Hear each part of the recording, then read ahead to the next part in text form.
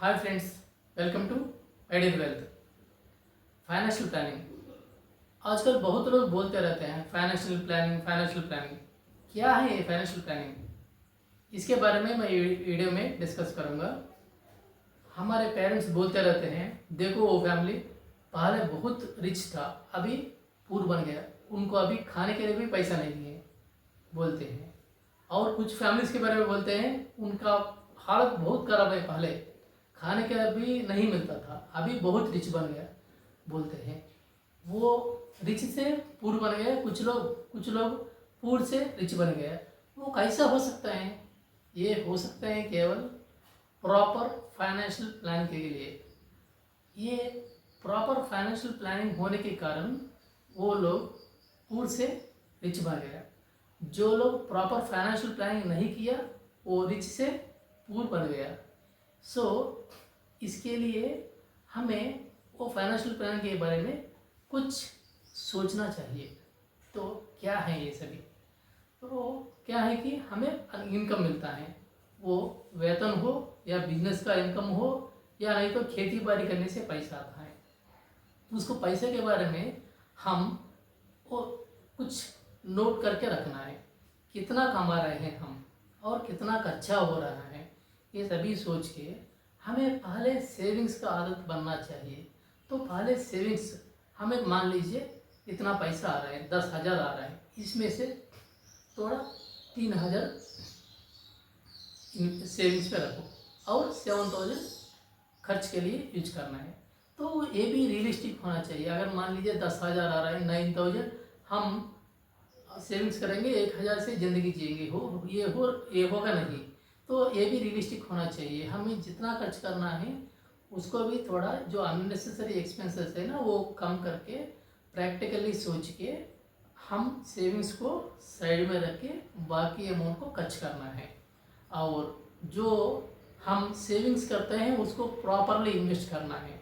Invest करते समय हम ये याद में रखना चाहिए कि ये इन्वेस्ट कर रहे हैं ना, वो इन्वेस्टमेंट करने से हमें रिटर्न्स इन्फ्लेशन से ज़्यादा आ रहा है या नहीं आ रहे हैं। आप लोगों को इन्फ्लेशन के बारे में पता होगा। इन्फ्लेशन का मतलब है पैसा बढ़ना। अगर मान लीजिए आप एक चेन खरीदने के लिए शॉप को गए, ज्वेलरी शॉप को, वो शॉप वाला बोला 1,00,000 का अमाउंट है इस चेन के लिए बोलेगा। हम क्या करेंगे, हमारे पास 90,000 है, कितना कम है? 10,000 कम है। तो हम लोग क्या सोचेंगे, एक काम करेंगे, ये 90,000 बैंक में रखेंगे, FD फिक्स्ड डिपॉजिट, 1 साल के बाद वो वहाँ 1,00,000 बन जाएगा, तब शॉप में जाके वो ऑर्नामेंट वो चेन खरीद सकते हैं। ऐसा हम सोचेंगे।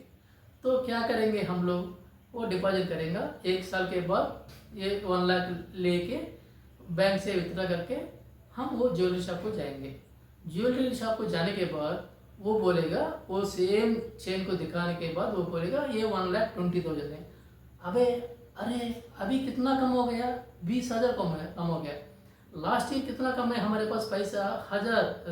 10,000 कम है, अभी 20,000 कम हो गया। मतलब क्या है, ये इन्फ्लेशन, प्राइस बढ़ गया लेकिन हमारा इन्वेस्टमेंट का रिटर्न उतना ज़्यादा नहीं है। तो इसका मतलब क्या है, हमारे इन्वेस्टमेंट इन्फ्लेशन बीट नहीं कर रहा है। इसलिए हमें इन्वेस्टमेंट करते समय ये सोचना चाहिए कि किसमें इन्वेस्ट करना है, उसमें रिटर्न्स अच्छा हो, वो इन्फ्लेशन को बीट करना चाहिए।